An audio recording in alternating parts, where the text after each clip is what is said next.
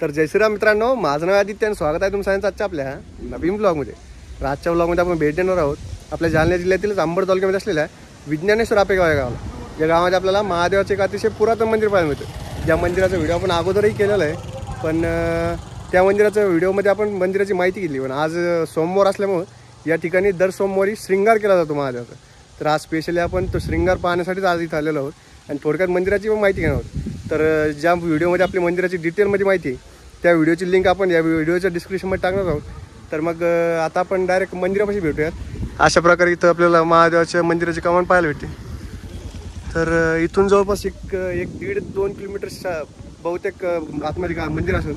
तर आता आपण डायरेक्ट मंदिरामध्ये भेटूया आणि त्या मंदिराची माहिती घेऊयात आणि तिथं होणाऱ्या श्रृंगाराचं दृश्यही आपण बघूया. तर चला मग भेटूया डायरेक्ट मंदिरापाशी. तर मित्रांनो, जसं की आता आपण मंदिर परिसरामध्ये आलेलो आहे, आपल्याला समोरचं जे बिल्डिंग पाहायला भेटते हे पण मंदिराचंच हे भाग आहे. अशा प्रकारे आपण इकडून आलं आहे. इथं समोर आपल्याला एक मंदिर पाहायला भेटतं आणि आज सोमवार असल्यामुळे इथं गर्दी, पण नेमकं पाऊस आल्यामुळं थोडी गर्दी कमी झालेली आहे. अशा प्रकारे इथं दुकान वगैरे लागतात. असा हा मंदिराचा भाग आहे. इथं आपल्याला दुकान वगैरे पाहायला भेटतं असं. आणि इथं समोर आपल्याला मंदिर पाहायला भेटतं.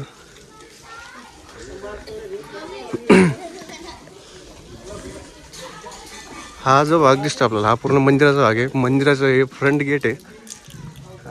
अशा प्रकारे आपण या मंदिराचा व्हिडिओ पहिले पण केलेला आहे.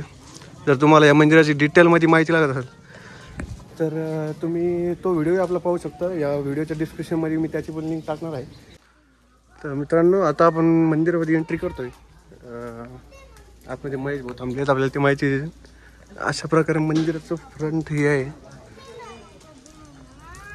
आपल्यासोबत हरीश आलेला आहे. हरीश अंबडवरून खास आपल्यासाठी आलेला आहे.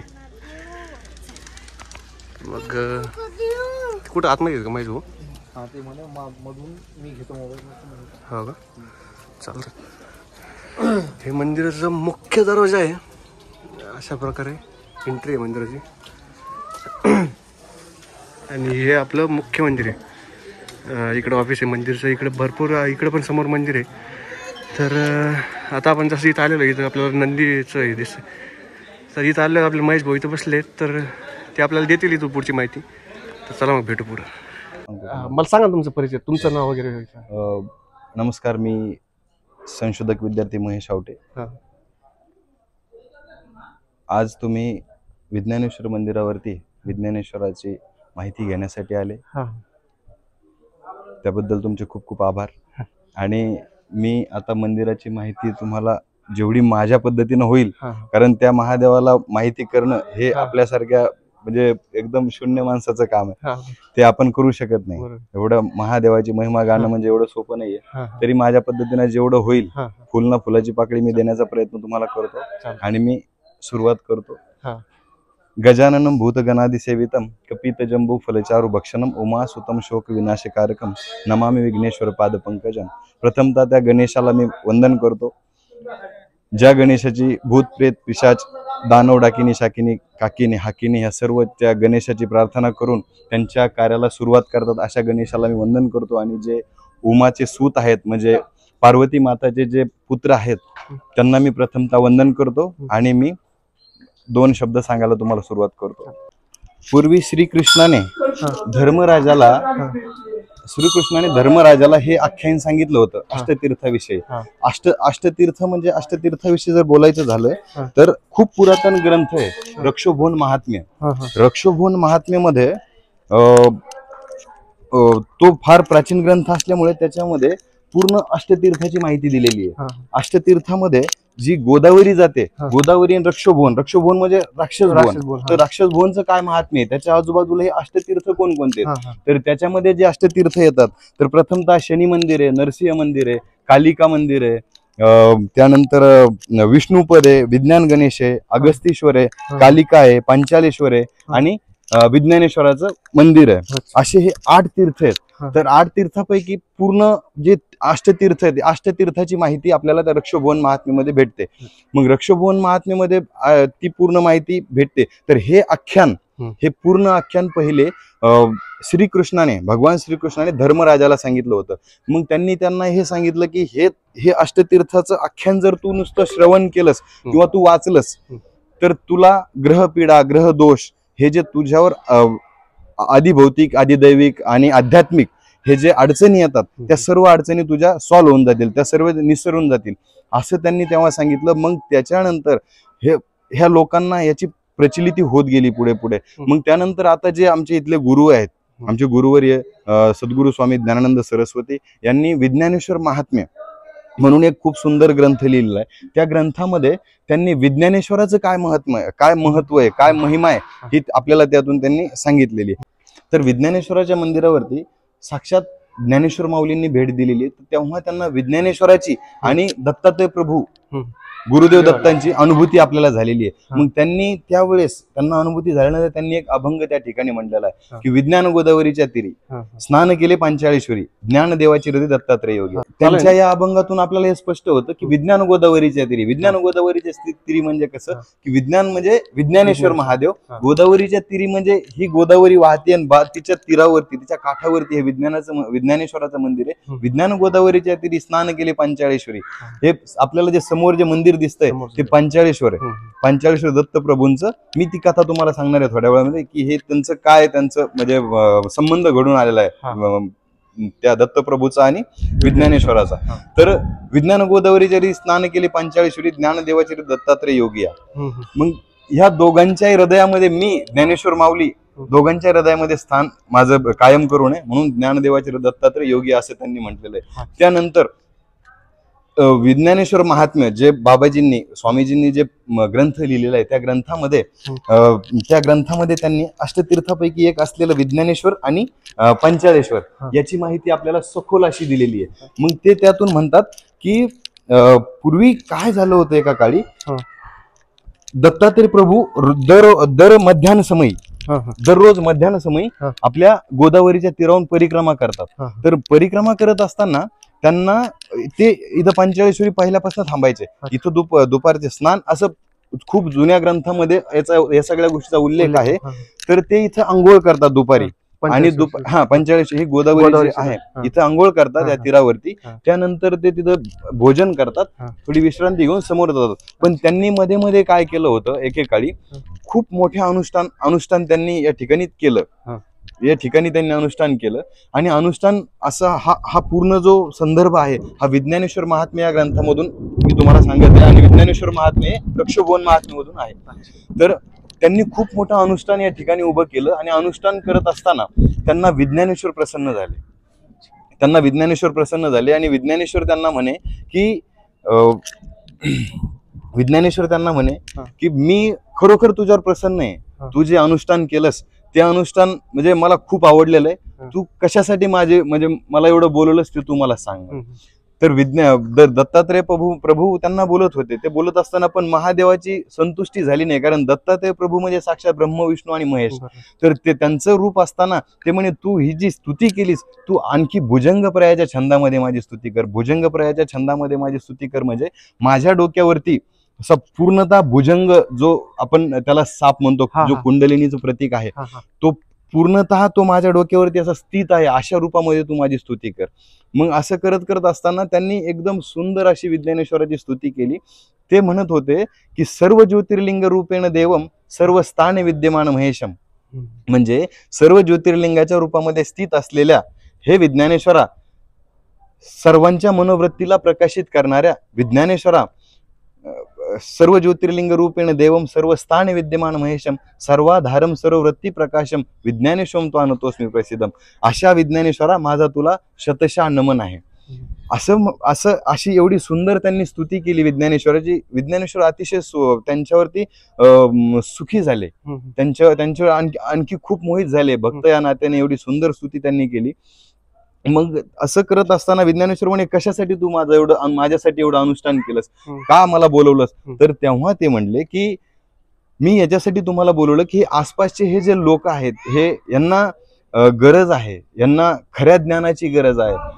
म्हणजे खऱ्या ज्ञानाची गरज ज्ञान आणि विज्ञान, ज्ञान काय आणि विज्ञान काय याच्यातला जो खरा संदर्भ आहे हा तुम्ही दाखवून द्यावा. म्हणून त्या विज्ञानेश्वर महात्म्यामध्ये साक्षात आमचे बाबाजी ते सांगत राहतात की विज्ञानेश्वरामध्ये एवढी शक्ती आहे की ते तुम्हाला त्यांच्या थोड्याशा भक्तीने, त्यांच्या थोड्याशा नामस्मरणाने ते तुम्हाला आत्मज्ञान देण्याचं ताकद ठेवतात.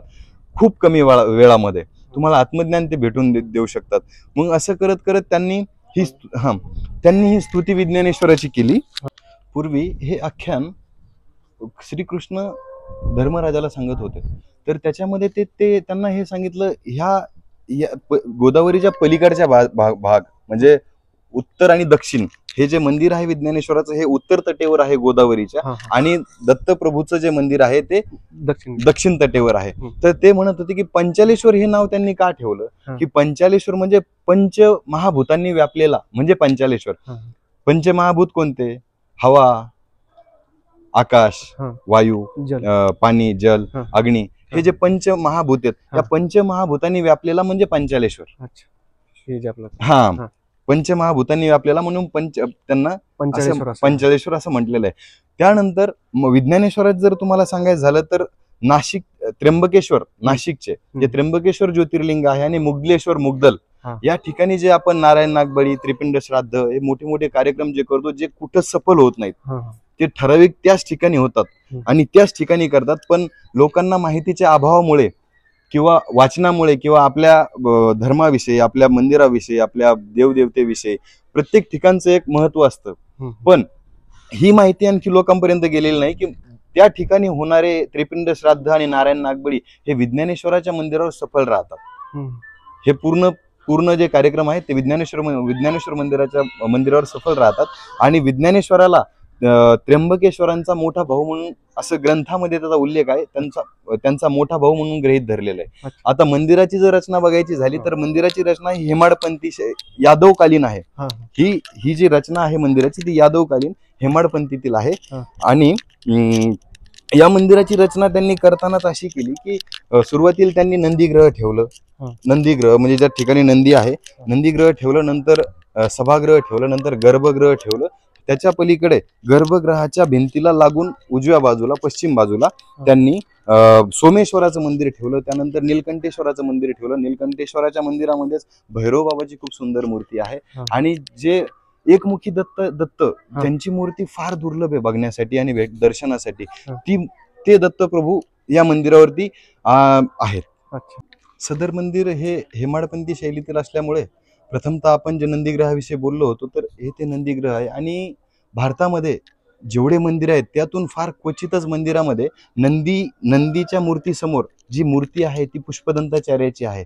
गंधर्वराज पुष्पदंत. गंधर्व म्हणजे जे आपण ऐकलं असेल की वेगवेगळे लोक आहेत. आपण म्हणतो ही पृथ्वी आहे, हे पृथ्वी लोक म्हणतो. मग तसं की अतल, सुतल, रसातल, तलातल, महातल आणि पाताल असे वेगवेगळे हे जे तल आहेत याच्यापैकी एक असलेलं गंधर्व लोक म्हणजे जे 14 लोक मानले जातात त्यातून हे एक आहे. भूलोक, भूरलोक, स्वलोक, मग त्यानंतर असे खूप सत्यलोक हे लोक आहेत. या लोकांमध्ये यांचं होतं. तर पुष्पदंत गंधर्वराज पुष्पदंताचार्य यांच्याविषयी सांगायचं असं की त्यांची मूर्ती इथं समोर का ठेवली होती, कारण त्याच्या पाठीमागे एक कथा आहे. त्यांनी असं त्या कथेमध्ये असं आहे की एकेकाळी गंधर्वराज भ्रमण करत असताना त्यांना काय झालं होतं, ते एका राजाचा बाग होता. त्या बागेमधले काही फुलं त्यांना फार आवडले होते. मग ते फुलं घेण्यासाठी ते भ्रमण करत असताना रोज रात्री ते म्हणजे रात्री जाऊन फुलं आणायचे आणि देवाला व्हायचे. पण त्याच्यासाठी त्यांनी परिश्रम काही केला नव्हता, मेहनत काही केली नव्हती, म्हणून ते फुलं आणायला जायचे. फुलं आणत असताना पण तो राजा देखील जो होता, ज्याची ती बाग होती, तो राजा देखील फार शिवभक्त कट्टर होता. त्याला त्याच्यासाठी पूजेला ते फुलं उरत नव्हते. मग तो परेशान झाला की एवढी मोठी बाग आहे, एवढे मोठे फुलं आहेत, मग हे फुलं जात आहेत कुठं. त्याला कळना झालं काय करावं. मग त्यांनी त्याच्या अष्टप्रधानांना बोलवलं. अष्टप्रधानापैकी असलेले, अष्टप्रधान म्हणजे फार हुशार असतात, अष्टप्रधानांनी त्याला सांगितलं की असं तर हे लक्षात येणार. त्यांनी पहारा लावला, त्यांनी खूप सारे प्रयत्न केले की हे कसं थांबवल्या जाईल, पण ते काही थांबायला तयार नव्हतं. मग त्यांनी काय सांगितलं की महादेवाला जे बेलपत्र, जे फुलं फळं आपण जे चढवतो त्याला आपण निर्माल्य म्हणतो, ते जे निर्माल्य ते आपण आपल्या बगीच्यामध्ये पसरून देऊ. त्यांनी काय होतं, जे महादेवाला वाहिलेले फुलं फळं पान बेलपत्र हे जे आहे, हे जेव्हा आपल्या पायाखाली येतं तेव्हा ज्या आपण केलेलं पुण्य आहे, आपण केलेले चांगले काम आहेत, आपण केलेल्या ज्या चांगल्या गोष्टी आहेत त्या सगळ्या नाहीशा होतात, त्या सगळ्या स्टॉप होतात. आपल्याकडे ज्या काही सिद्धी आहेत, आपल्याकडे ज्या काही शक्ती आहेत त्या सगळ्या स्टॉप होऊन जातात, त्या काम करत नाही. मग असंच त्यांनी केल्यानंतर गंधर्वराज पुष्पदंताचार्य त्या ठिकाणी गेले. त्या ठिकाणी गेले असता त्यांनी त्यांच्याकडून त्या निर्माल्यावर त्यांचा पाय पडला. त्यांचा पाय पडल्यानंतर त्यांच्या सर्व शक्त्या नाहीशा झाल्या त्या रात्री आणि ते तिथं स्थिर झाले. त्यांना म्हणजे काहीच करता येणार. मग काय करावं म्हणून त्यांनी शिवमहिम्न स्तोत्राचे रचयिता पुष्पदंत गंधर्वराज पुष्पदंताचार्य यांनी ते शिवमहिम्न लिहिलं आणि ते शिवमहिम्न पूर्ण संस्कृत मध्ये आहे आणि त्या शिवमहिम्न अर्धा ते पाऊण तास पूर्ण संस्कृत मध्ये चालतं. असं ज्यावेळेस आपण 30 वेळा ते शिवमहिम्न स्तोत्र म्हणतो तेव्हा त्या निर्माल्यावरती आपण ठेवलेला जो पाय त्याची बरोबरी होते. ते आपल्याला पुण्य किंवा पाप असं काही भेटत नाही, त्याची बरोबरी होते एका बेलपत्रावरती पाय ठेवल्याचं. तर त्या शिवमहिम्न स्तोत्रामध्ये त्यांनी जी ओळ लिहिलेली की महेशांना परोदेव महिम्नो ना परास्तुती अघोरांना परोमंत्रो नास्ति तत्वम गुरोपरम, म्हणजे महादेवापेक्षा कोणता देव मोठा नाही जो कायमता शून्य स्थितीमध्ये राहतात आणि पूर्ण जगाचं संहार पालन पोषण करणारे जे देव आहेत ते महादेव त्यांच्यापेक्षा मोठा, त्यांच्यापेक्षा परा असा कोणी नाहीये. आणि शिवमहिम्न स्तोत्र महेशांना परोदेव महिम्नो ना परास्तुती, त्या महादेवाच्या स्तुतीपेक्षा कोणती स्तुती मोठी नाहीये. महादेवाच्या शिवमहिम्न स्तोत्रापेक्षा दुसरी कोणती स्तुती मोठी नाहीये.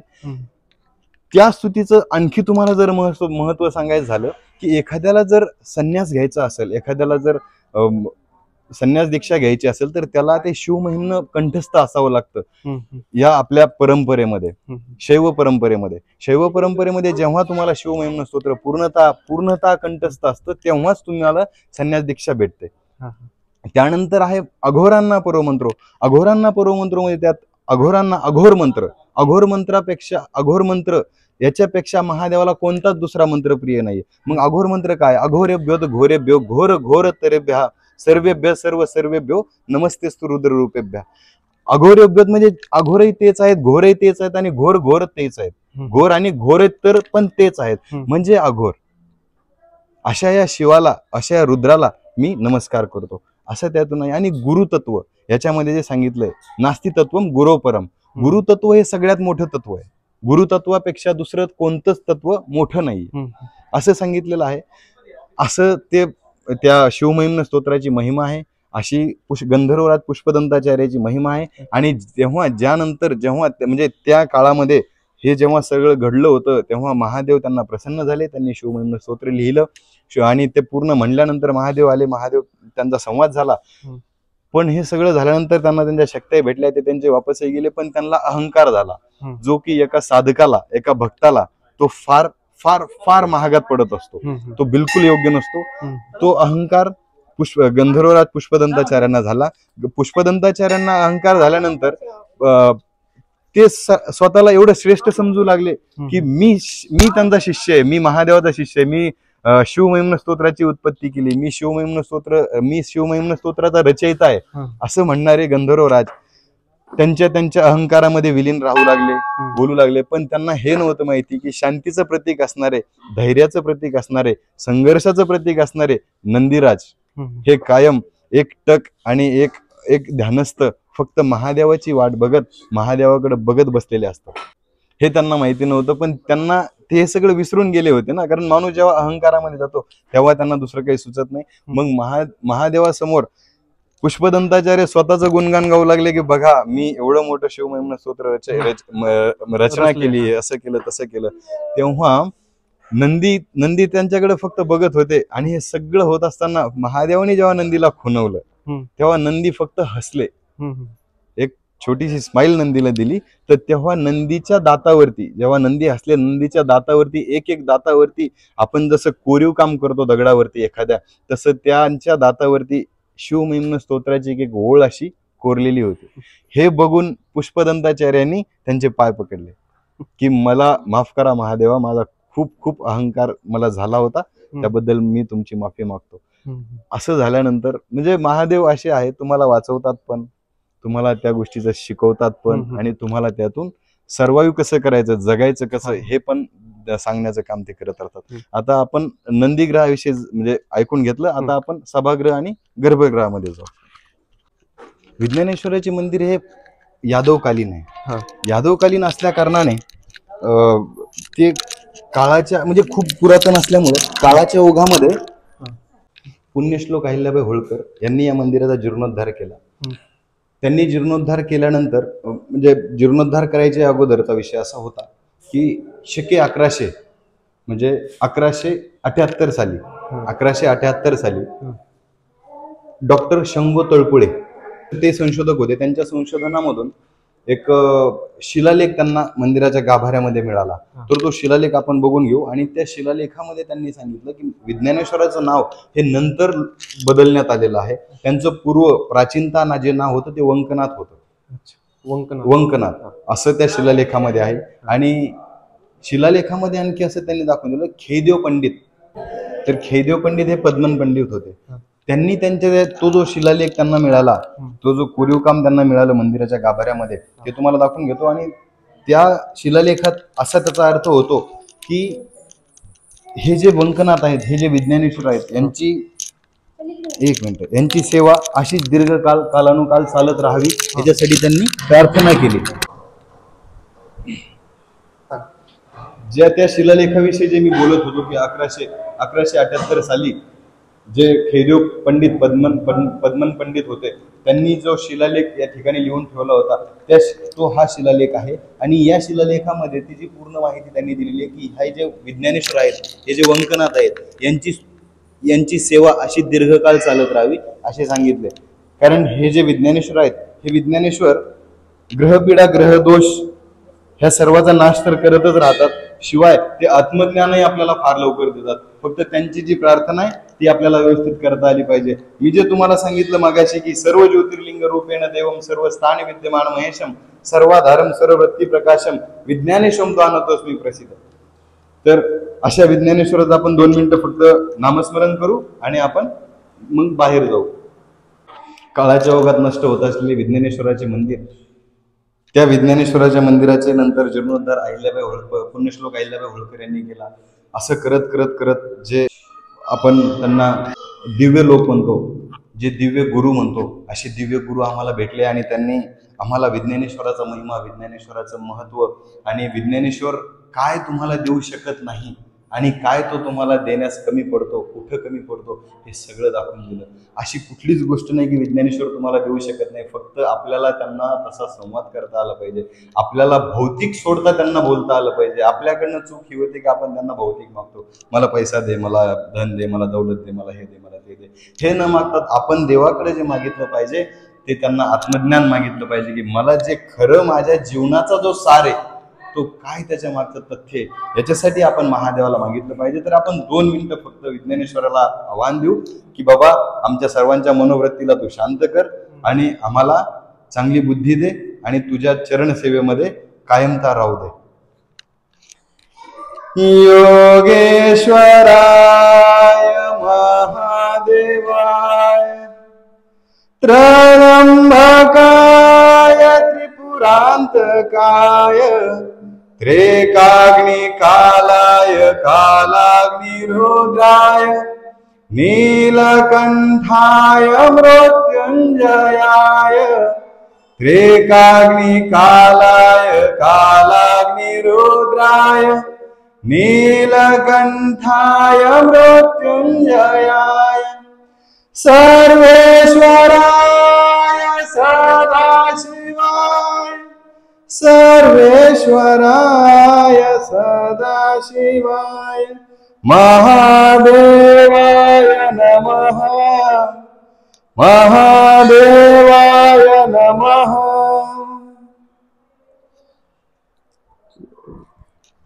खरोखर विज्ञानेश्वराची स्तुती, विज्ञानेश्वराचं गान, विज्ञानेश्वराचं आवाहन किंवा त्यांचं नामस्मरण करत असताना ज्या मनाला आनंद होतो, तो आनंद अक्षरशः बाहेर जगामध्ये कुठे मिळत नाही. आपल्याला जरी आपण दिसत असलो की मी एवढा लविश राहतो, एवढा चांगला राहतो, एवढं छान छान राहतो, माझ्याकडे हे आहे, माझ्याकडे ते आहे, पण खरं जे सुख आहे ते इथं आहे. त्यांच्या नामस्मरणामध्ये खरं सुख आहे. आणि इथं आज आपण शूट करतो, आजचा सोमवारचा दिवस आणि आज 10 वर्ष पूर्ण झालेले आहेत विज्ञानेश्वराच्या श्रृंगारला. प्रत्येक सोमवारी एकही खाडा, आजपर्यंत एकही खंड कुठेही खंड न पडू देता श्रृंगार ग्रुप जो आहे, श्रृंगार परिवार जो आहे, त्यांनी 10 वर्ष त्यांनी पूर्ण केलेले आहेत. त्यानिमित्त 10 वर्ष पूर्ण झाल्यामुळे त्यांनी एक खूप मोठ्या कार्यक्रमाचं नियोजन केलं होतं आणि त्या श्रृंगार परिवाराला माझ्या खूप खूप शुभेच्छा असणारे. मी पण श्रृंगार परिवारातलाच एक सदस्य आहे. खरोखर त्या विज्ञानेश्वराची आमच्यावरच नाही तर सगळ्या येणाऱ्या भाविक भक्तांवरती खूप दिव्य दृष्टी ठेवून ते असतात. ही जी परिवार आहे याच्यामध्ये यांनी 10 वर्ष कांतीभाऊ सोमानी यांना अनुभूती झाली होती. आमचे जे गुरु होते ब्रह्मलीन आहेत, ते ब्रह्मलीन सद्गुरू रघुनाथ बाबांनी त्यांना सांगितलं होतं की तुम्ही श्रृंगार चालू करा. आमच्या गुरुचा एकही शब्द खाली न पडू देणारे कांतीभाऊ त्यांनी तो श्रृंगार चालू केला. आज 10 वर्ष पूर्ण केले आणि विशाल भैया पुढे तो वारसा चालवत आहेत आणि ही पूर्ण श्रृंगार परिवार या सेवेत तत्पर आहेत. कुठेही ते मागं बघत नाहीत. दर सोमवारी शिवाय महाशिवरात्री आणि श्रावण सोमवारी, प्रत्येक श्रावण सोमवारी भव्य असा श्रृंगार ते करत असतात. तुम्हाला ते फोटो येऊन जातील, ते देतो मी. आणि हे विज्ञानेश्वर जेव्हा श्रृंगार झाल्यावर त्यांचं तेज बघण्यासारखं असतं. खूप आनंद तांडव ज्याला म्हणतो, आनंद तांडव ते करत असतात. विज्ञानेश्वर हे पद्मनाभ भट्टोपाध्याय हे भारद्वाज गोत्री होते. म्हणजे भारद्वाज ऋषीपासून ज्यांची उत्पत्ती झालेली आहे म्हणून त्यांना भारद्वाज गोत्री म्हणतात. भारद्वाज ऋषीपासून त्यांचं उत्पत्ती झाली होती म्हणून भारद्वाज गोत्री त्यांना म्हणजे भारद्वाज गोत्री ते आहेत. विज्ञानेश्वर हे कर्नाटक राज्यातील गुलबर्गा शहराजवळ मरतूर हे त्यांचे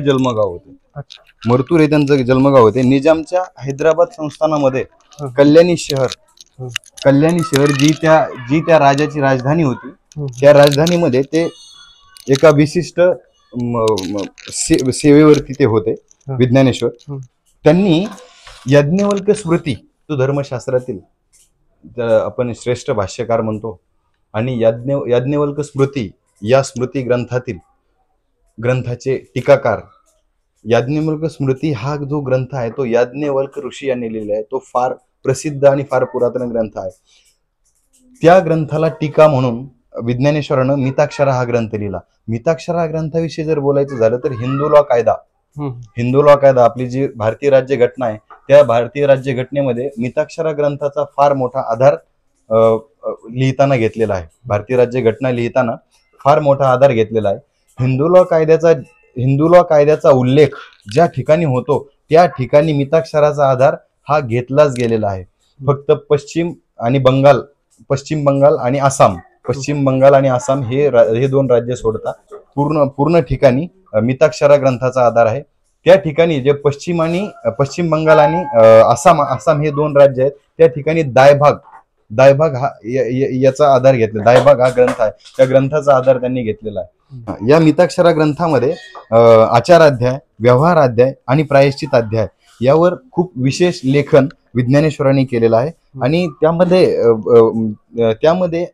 हा स्पष्ट हा जो ग्रंथ आहे तो जन्मना उत्तराधिकारी म्हणजे इनहेरिटन्स बाय बर्थ ज्याला आपण म्हणतो, म्हणजे इनहेरिटन्स बाय बर्थ या सिद्धांतासाठी फार महत्वाचा आहे आणि फार प्रसिद्ध आहे त्यासाठी. त्यानंतर मिताक्षरा ग्रंथ हा हिंदू लॉ कायद्याचा पूर्णतः आधार मी तुम्हाला आता सांगितलेला आहे. हिंदू लॉ कायदा लिहित असताना privy council, federal court, supreme court यांनी दिलेले अनेक न्यायनिवाडे आहेत. त्या न्यायनिवाड्यानुसार फक्त हे 2 राज्य जर सोडले, पश्चिम बंगाल आणि आसाम, तर मिताक्षरा सगळ्या ठिकाणी चालतं.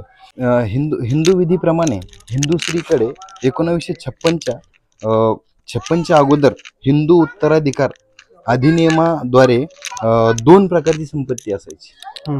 हिंदू स्त्रीकडे 2 प्रकारची संपत्ती असायची, जिला श्रीधन संपत्ती आणि श्रीधनेतर संपत्ती म्हणतो. श्रीधन संपत्ती म्हणजे कशी, जी संपत्ती त्या स्त्रीला तिच्या लग्नामध्ये तिला गिफ्ट म्हणून, तिला भेट म्हणून, तिला तिच्या आईने, वडिलांनी, भावांनी, इष्ट कोणी, गुरुनी किंवा कोणी पाहुण्यारावणे जी संपत्ती तिला दिली तेवढ्या संपत्तीला श्रीधन संपत्ती म्हणायचे. तिथपर्यंत तिची संपत्ती मर्यादित होती. ती संपत्ती एकदा तिच्या सासरी गेली तर ती फक्त तिची म्हणल्या जायची. बाकी तिचा कुठल्याही गोष्टीवर, संपत्तीवर तिचा अधिकार नव्हता, म्हणून ती श्री धन संपत्ती. हा. आणि दुसरी जी संपत्ती मी तुम्हाला सांगितली ती श्री धनेत्तर संपत्ती. श्री धनेत्तर संपत्ती म्हणजे कशी संपत्ती, त्या संपत्तीचा तिला मर्यादित वापर करता यायचा, फक्त वापर करता यायचा. ती जोपर्यंत आहे तोपर्यंत तिनं फक्त त्या संपत्तीचा उपभोग घ्यायचा आणि शांत. पण तिला त्या संपत्तीला खरेदी विक्री करण्याचा अधिकार तिला दिलेला नव्हता. तिला जे त्या संपत्तीसोबत वाटेल ते करण्याचा अधिकार तिला नव्हता.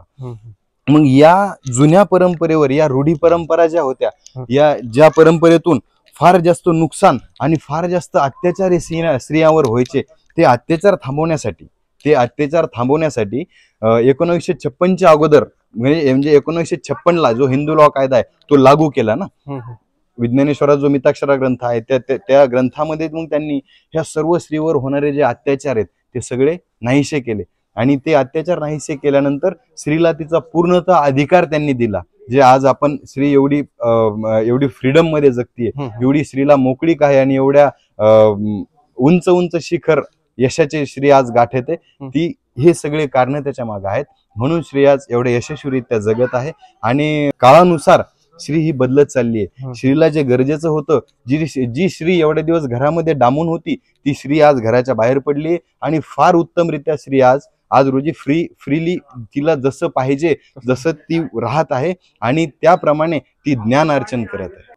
मग त्याच्यानंतर त्यांनी जे दिलं, म्हणजे त्यांनी जे सांगितलं, पुरुषाची जी संपत्ती आहे तिच्यावर समजा तिचा पती आहे, त्या पतीचा जो अधिकार त्या संपत्तीवर आहे, ती संपत्तीचा तेवढाच अधिकार त्या स्त्रीचा त्या संपत्तीवर राहील. त्यानंतर समजा तिचा जर पती वारला, तिचा जर पती एक्सपायर झाला, तर तो जो अधिकार आहे तो पूर्णतः स्त्रीकडे जाईल आणि नंतर मग वारस हक्क लागेल त्याला. पहिले तसं नव्हतं. पहिले काय होतं, तो जो वारस हक्क होता तो डायरेक्ट त्यांच्या मुलांना जायचा किंवा दुसरी. पण यांनी तसं नाही ठेवलं. विज्ञानेश्वरांनी काय केलं, तो जो वारस हक्क आहे तो स्त्रीला दिला, नंतर तिकडे दिला. जेवढा हक्क पुरुषाचा आहे तेवढाच हक्क स्त्रीचा आहे. त्यानंतर ती खरेदी विक्री करू शकत होती. त्यानंतर तिचा वाटणीतही तेवढाच अधिकार त्या स्त्रीचा राहायचा. मग म्हणजे स्वामीरहित संपत्तीचा स्वीकारही विज्ञानेश्वरांनी त्यांना दिला. गुप्तधन जरी असेल त्या घरामध्ये, तेवढाच हक्क, जेवढा हक्क त्या पुरुषाचा आहे, त्या परिवारातील प्रत्येक सदस्याचा त्या ठिकाणी आहे, तेवढाच हक्क त्या स्त्रीचा सुद्धा त्या धनावरती आहे. असं त्यांनी त्या स्त्रीसाठी केलं. ध्यानमूलम गुरुमूर्ती, पूजामूलम गुरुपदम, मंत्रमूलम गुरुवाक्य, मोक्षमूलम गुरुकृपा. गुरुची कृपा असल्याशिवाय कोणतं काम होणं सोपं नाही. आपण इथं उभे आहोत ती ब्रह्मलीन ब्रह्मचारी भानुनंद महाराज, आमचे सगळ्यात मोठे बाबा, यांची समाधी आहे. आणि हे तिघही सख्खे भाऊ आहेत जे आम्हाला गुरु म्हणून भेटले. तिघही बाल ब्रह्मचारी आहेत आणि तिघही फार तपस्वी आहेत, फार सिद्ध, आणि वाणी यांची सिद्ध आहे. भानुनंद बाबा यांच्याविषयी सांगायचं झालं तर भानुनंद बाबांनी खूप सारे तपानुष्ठान करून, गाणगापूरला तपानुष्ठान करून त्यांना त्या ठिकाणी अनुभूती झाली. मग ते इथं आले. इथं आल्यानंतर बाबांच्या कोणी परिचयाचं नसताना देखील बाबा इथं आले. बाबांनी सगळं मंदिर बघितलं. मंदिराचा जीर्णोद्धार करायला बाबांनी सुरुवात केली. बाबांनी जीर्णोद्धार करत असताना बाबांचे अनुभव लोकांना येऊ लागले. लोक बाबांकडं येणं जाणं लोकांचं वाढू लागलं. लोकांच्या लक्षात येऊ लागलं की खरोखर जे तपस्वी आणि सिद्ध लोक असतात त्यांचा जो ऑरा आहे, त्यांचे जे पॉझिटिव्ह वाईब्स असतात त्या लोकांना आकर्षित करतात. तसं बाबांकडं खूप सारे लोक आकर्षित होऊ लागले. आकर्षित होत असताना बाबांनी या मंदिराचा जीर्णोद्धार करायला सुरुवात केली. आणि मग सुरुवात करत असताना तेव्हा तुम्हाला जे सांगितलं मी, काळाच्या ओघामध्ये विज्ञानेश्वराचं मंदिर हे नष्ट होत चाललं होतं. मग त्या ठिकाणी माता पार्वतीची, माता उमेची मूर्ती नव्हती. मग 1969 साली भानुनंद बाबांनी या मूर्तीची स्थापना केली. पार्वती मातेच्या मूर्तीची स्थापना केली. त्यानंतर बाबांच्या तपस्येविषयी जर बोलायचं झालं, बाबांनी आल्या तर नावच सांगितलं नाही की मी कोण आहे, मी काय आहे, मी कोण आहे. म्हणजे असं कधीच त्यांनी उल्लेख कळू दिला नाही स्वतःचा की ते कोण आहेत, काय आहेत, कसे आहेत. पण त्यांनी सांगितलं की मी गोदावरीची परिक्रमा करून नेमकंच आलेलो आहे. परिक्रमा माझी इथं संपली. विज्ञानेश्वराच्या तटावरती त्यांची परिक्रमा संपली. त्यांनी केलेल्या प्रदक्षिणेच्या महत्वाबद्दल जर बोलायचं झालं तर ते म्हणतात की प्रदक्षिणेचं महत्व काय, आपण जे दर्शन घेतल्यानंतर प्रदक्षिणा मारतो तर तिचं महत्व काय. आपण कुठल्याही मंदिरात दर्शन घेतो आणि एक प्रदक्षिणा मारतो किंवा आरती झाल्यानंतर एक प्रदक्षिणा आपण मारतो, पण आपल्याला हे मुळात माहित नाही की ही प्रदक्षिणा आपण का मारतो. तर बाबा त्यावेळेस म्हणजे बाबा सांगायचे की यानी कानीचे पापानी जन्मांतर कृतानीच तानी सवारे नश्चंतु प्रदक्षिणे पदे पदे. म्हणजे ज्या माणसाचा जन्म झाला त्या माणसाचा मृत्यू होणार, ज्या माणसाचा मृत्यू झाला तो माणूस विलीन होऊन परत तो जन्माला येणार. मग ह्या सगळ्या हे काय आहे, प्रदक्षिणा आहे, ही एक चक्कर आहे. म्हणजे जसं आपण म्हणतो कुठल्या ना कुठल्या ताऱ्याभोवती नक्षत्राभोवती कुठला ना कुठला ग्रह प्रदक्षिणा मारत राहतो, तसं हे आयुष्य, माणसाचं आयुष्य म्हणजे एक प्रदक्षिणा आहे. आपण जन्म घेतो, आपण आईच्या पोटामध्ये असतो, आपला जन्म होतो, आपण बाळ होतो, आपण बाळाच्या तरुण अवस्थेमध्ये येतो, तरुण अवस्थेमधून वृद्धावस्थेमधून आपण मरण पावतो. हे सुद्धा एक सायकल आहे. ह्या सायकल मधून काढण्याचं काम आहे. मग म्हणजे हे सांगण्याचं काम त्या प्रदक्षिणेचं हे महत्व आहे. मग ह्या चक्कर मधून मुक्त होण्यासाठी आपण त्याला म्हणतो मोक्ष प्राप्ती करून घेणे. ह्या सगळ्या चक्कर मधून मिळून त्या देवामध्ये विलीन होऊन जाणे, हे त्याच्या मागचं गूढ रहस्य आहे. त्यानंतर आपण जे आतापर्यंत बोलत होतो ते भांडुनंद बाबांविषयी बोलत होतो. आता आपण बोलू रघुनाथ बाबांविषयी. भांडुनंद बाबाच्या समाधीचं दर्शन आपण घेतलं, त्या दर्शन झालं. मग त्याच्यानंतरचा जो कार्यकाळ आहे तो रघुनाथ बाबांनी सांभाळला. रघुनाथ बाबांनी कार्यकाळ सांभाळला. हे बाबांचे मधले भाऊ, हे रघुनाथ बाबांचे मधले भाऊ. यांच्याविषयी जर बोलायचं झालं तर हे यांचं मूळ, या तिघांचं मूळ गाव आहे चाळीसगावच्या जवळ रहीपुरी म्हणून आहे. रहीपुरी गाव हे फार साधारण गाव आहे. या गावामध्ये आपण जर गेलो तर आपल्याला वाटणार नाही की एवढे महान महात्मे आपल्याला त्या ठिकाणी भेटलेले. महापुरुष आपण ज्याला म्हणू, हे महापुरुष आपल्यासाठी खूप मोठं वरदान आपल्याला मिळालेलं आहे. मी त्या विज्ञानेश्वराचा खरोखर ऋणी आहे की आम्हाला असे गुरु, आम्हाला असे स्वामी, आम्हाला असे बाबाजी त्यांनी दिले. आणि रघुनाथ बाबा यांना एक बहीण होती, त्यानंतर आई होती. म्हणजे आम्ही जे ऐकलेलं आहे आतापर्यंत, तर आईची तपस्या फार होती. त्यांच्या आईची तपस्या एवढी होती की तिथून जी एक नदी गेलेली आहे रहीपुरीच्या तिथून, जेव्हा त्या झोपल्या होत्या त्या गावावरती एक पूर आला होता. तो पूर आला असताना गिरणा नदीला जेव्हा पूर आला होता तर ते पूर्ण पाणी ह्या रहीपुरी गावामध्ये घुसत होतं. तर हे बाबांच्या आईला राहवलं नाही. बाबांची आई जेव्हा आडव्या झोपल्या तर लिटरली त्या नदीचं जे पाणी आहे, त्या नदीचा जो प्रवाह आहे तो त्यांनी दिशा बदलली. एवढं तप, एवढी साधना त्यांच्या आईची होती, एवढं नामस्मरण त्यांच्या आईचं होतं. तर रघुनाथ बाबा इथं आले. रघुनाथ बाबांनी पूर्ण कार्यकाळ सांभाळला, पूर्ण भक्तांना अनुमोदन केलं. आणि नंतर रघुनाथ बाबा व्यवस्थितरित्या जो बाबांनी जे कार्यकाळ चालवत होते, त्यांच्या कार्यक्रम चालवत होते, त्या कुठल्याही कार्यक्रमामध्ये बाबांनी खंड पडू दिला नाही. उलट बाबांनी त्यामध्ये भर घातली. त्यामध्ये बाबांनी आपेगाव ते आळंदी आणि आळंदी ते पंढरपूर ही पायीवारी चालू केली. त्यानंतर बाबांनी विश्वस्त असं ट्रस्ट या ठिकाणी निर्माण केलं. पूर्ण मंदिराचा कारभार करण्यासाठी विश्वस्त ट्रस्ट असं निर्माण केलं. असं करत करत बाबांनी श्रृंगार चालू केला. रघुनाथ बाबांनी जो श्रृंगार आपण पाहिला तो श्रृंगार रघुनाथ बाबांनी चालू करून दिला. रघुनाथ बाबांनी श्रृंगार चालू केला. मग असं रघुनाथ बाबांनी मग जी आपण समाधी म्हणतो, समाधी अवस्थेमध्ये ते गेले आळंदीमध्ये. ज्ञानेश्वर माऊलीच्या नंतर जी दुसरी जिवंत समाधी आहे ती रघुनाथ बाबांची आहे. मग त्याच्यानंतरचा कार्यकाळ, सध्याचे जे उच्च कोटीचे ज्ञान अर्जित असलेले, ज्ञान प्राप्त झालेले आणि उच्चतम कोटीचे साक्षात भैरव रूपी आमचे स्वामी ज्ञानानंद सरस्वती बाबाजी हे सध्याला सगळ्या गोष्टी पाहत आहेत. आणि यांच्या ज्ञानाविषयी जर बोलायचं झालं, यांच्या संस्कृत विषयी जर बोलायचं झालं तर असा कुठलं ठिकाण नाही, असं कुठलं पुस्तक नाही, असं कुठला ग्रंथ नाही, असा कुठला मंत्र नाही, असं कुठलं म्हणजे आपण तंत्र मंत्र यंत्र जंत्र ह्या सगळ्याविषयी जरी यांच्याकडे बोलायला गेलो, रत्न हिरे माणिक मोती यांच्या प्रत्येक गोष्टीविषयी ज्ञान बाबांकडे आहे. आणि बाबा सगळं ते ज्ञान ह्या लोकांना देण्याचा प्रयत्न करत असतात. म्हणून अशा गुरुला माझा शतशः नमन. आणि बाबांनी त्यानंतर 56 भोगांचे कार्यक्रम चालू केले ठिकठिकाणी. आता ह्या विज्ञानेश्वर संस्थान हे एक फार मोठं आणि विश्वस्त संस्थान आहे. याच्या अंडरमध्ये जवळपास 15 ते 16 मंदिर आहेत, वेगवेगळे संस्थान आहेत. तर त्या प्रत्येक संस्थानावर बाबांनी एक प्रशस्त गोशाळा, प्रत्येक ठिकाणी एक प्रशस्त गंगा गोदावरी नावाने गोशाळा उभारलेली.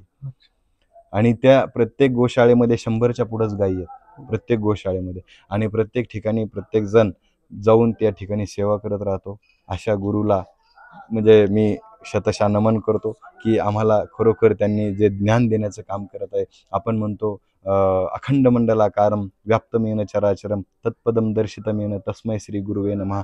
अशा गुरुला जे अखंड मंडलाकाराला त्यांनी व्याप्त केलेलं आहे, त्यांच्या चराचरामध्ये ते तिथं स्थित आहेत. अखंड मंडलाकारम व्याप्तमेन चराचरम तत्पदम दर्शितमेन तस्मै श्री गुरुवे नमः. अशा गुरुचा आणि अशा विज्ञानेश्वर महादेवाचा, अशा त्या दत्तात्रय प्रभूचा जे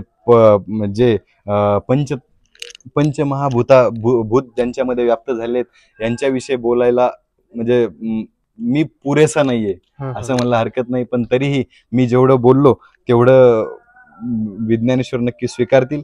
आणि मी एवढंच म्हणेल, तरी न्यूनते पुरते आणि अधिकते सरते. जरी माझ्या बोलण्यातून काही कमी झालं असेल, कुठं मी कमी पडलो असेल, तर ते तुम्ही पूर्ण करून घ्या. आणि अधिक बोललो असेल तर मला त्याबद्दल माफ करा. आणि मी या ठिकाणी थांबतो आणि माझ्या गुरूंना, माझ्या भानंद बाबा रघुनाथ बाबा आणि स्वामी ज्ञानानंद सरस्वती बाबा यांना नमस्कार करतो आणि मी थांबतो. जय हो. जय हो. धन्यवाद.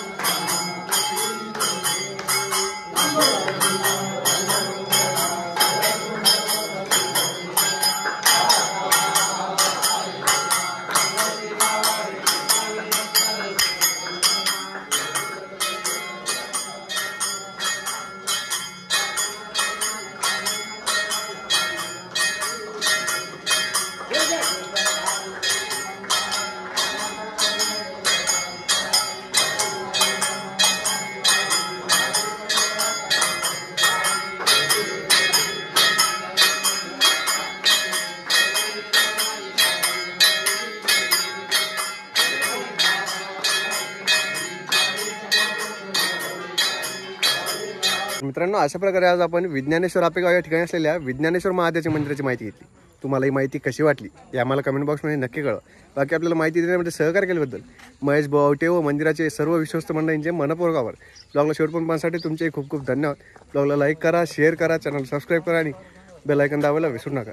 तर चला मग भेटूया आपल्या पुढच्या ब्लॉगमध्ये. तोपर्यंत विज्ञानेश्वर भगवान की जय.